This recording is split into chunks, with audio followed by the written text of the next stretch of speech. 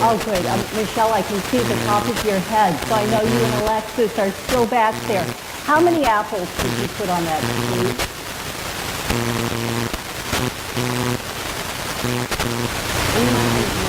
I don't know how many people do today, but there needs to be at least one apple probably for each of us. So, Hannah, you're back there too. I know maybe you can put in another apple tree and some more apples. The poor apple. You know, it gets a bad rap. Probably what we think of as the apple is actually pomegranate. But it's like you say, we'll stick to the apples. And you've all heard the expression, I'm sure, that fruit doesn't fall far from the tree. And that's what Paul is getting at in the letter that we heard read this morning. The idea that as in Adam all died. In Adam's sin, well, fruit doesn't fall far from the tree. We all, by our human nature, participate in making choices that are for us and against others.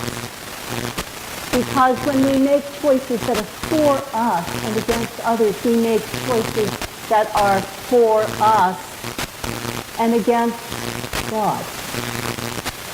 And then when Paul goes on to talk about in Christ all will be made alive, that this idea of the one life, the one set of choices, having a consequence that continues generation to generation, that in Jesus' choice to choose not life for himself, he didn't have to go to Jerusalem.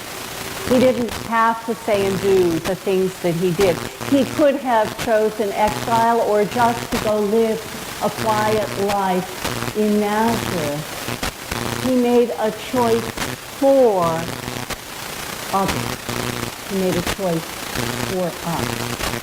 Now, in the Greek Orthodox, the Eastern Orthodox Church, there is a story,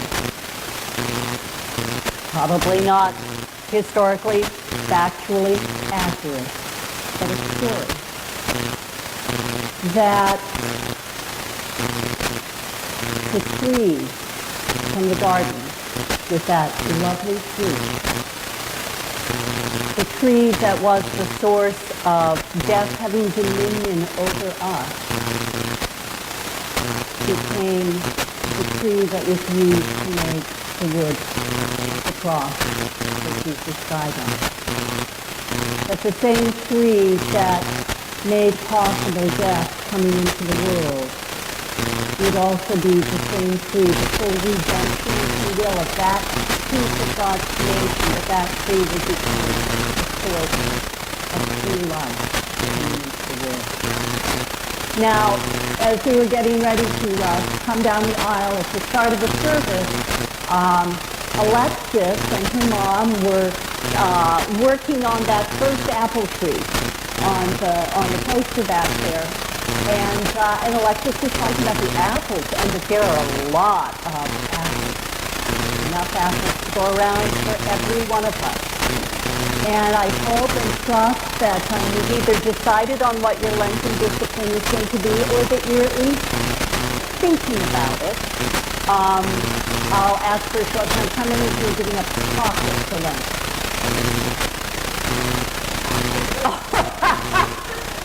Judy, really honest? I will pray for you. I will pray for you. I've tried that. Sometimes it's the little things that we kind of laugh about that can be the most challenging and most difficult.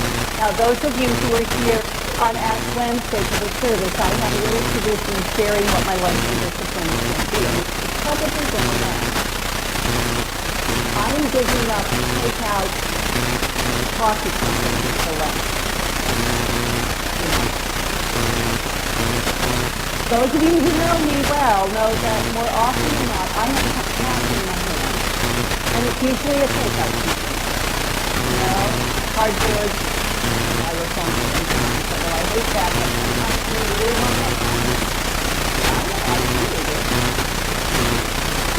So, my life discipline is no takeout packages.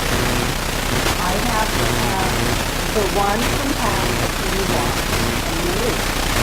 And if I don't get that with you, I don't get it. Yeah.